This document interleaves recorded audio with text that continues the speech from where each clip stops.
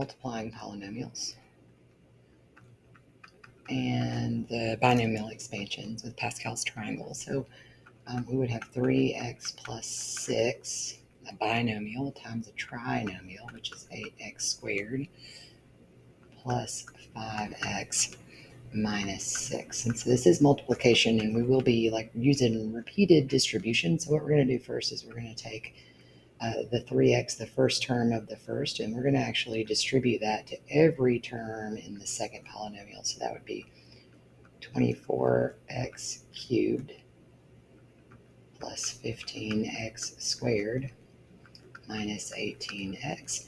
And then what we're going to do is we're going to take the second term and we're going to distribute it to every term in the second polynomial as well. So that would be plus 48x squared plus 30x minus 36. And from here, we'll just combine like terms and put it in standard form. So 24x to the third, mark that out because it's gone.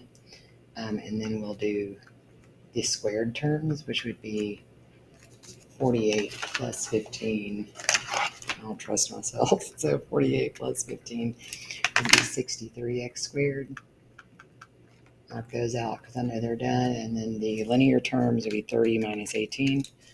And so that would be plus 12x and then minus 36. And so this is going to be your fully simplified answer after multiplying those two polynomials together.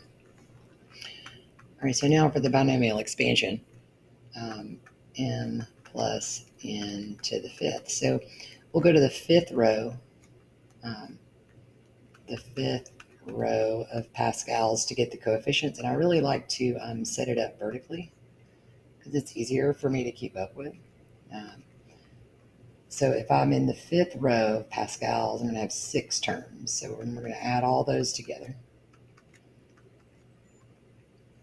All right, so looking at the fifth row of coefficients, I expect my coefficients to be 1, 5, 10, 10, 5, and 1. And then I'm going to look at this first term in the actual binomial, and everything is going to get one of those. So everybody gets an m. All terms get an m. Ooh. And then we're going to look at the second part here, and all terms get an n. And then we have this lovely pattern. If we take this exponent, it's to the power 5. So we start with 5, 4, 3, 2, 1, 0, 5, 4, 3, 2, 1, 0. And then we can, just kind of simplify things and write them, in the correct order horizontally on our paper. So 1, this is also a 1, so that would be m to the fifth, plus this would be 5 times m to the fourth times n. Then we'd have 10 m to the third n squared. Then we'd have 10 again. Now m squared n to the third. And then we'd have 5 m n to the fourth. And then finally, m to the 0 is just 1. And so we would just have n to the fifth. And so here is our expanded version of m plus n quantity to the fifth. And so from there, we can follow the exact same idea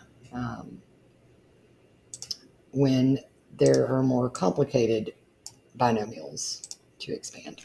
And that's not a problem. So for example, let's say that I was like, okay, let's expand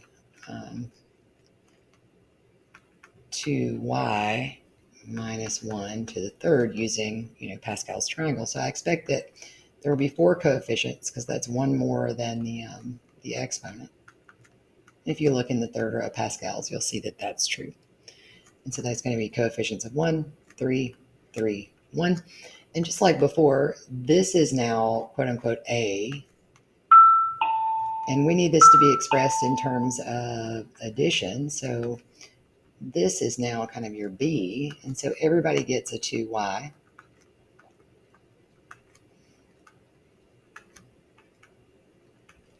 In yellow. And everybody gets a negative 1.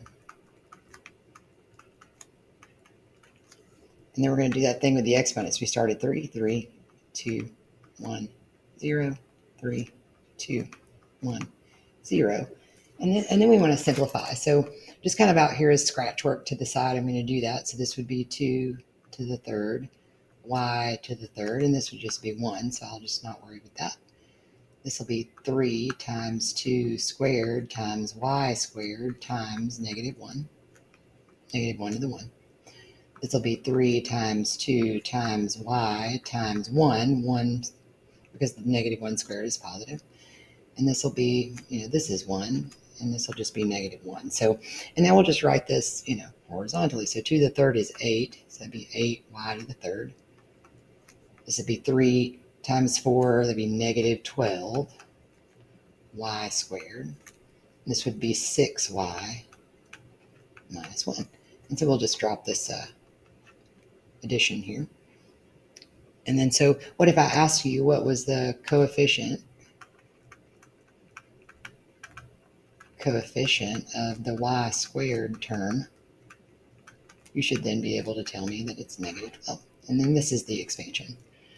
And so we can just do it like that every single time. It just helps keeps your work a little more organized, but you do have to, use your exponent rules and everything that we learned when you're simplifying this. But this is your basic setup, and make sure that you have it expressed as addition. And that's kind of how that goes. I hope this helped. Right on time.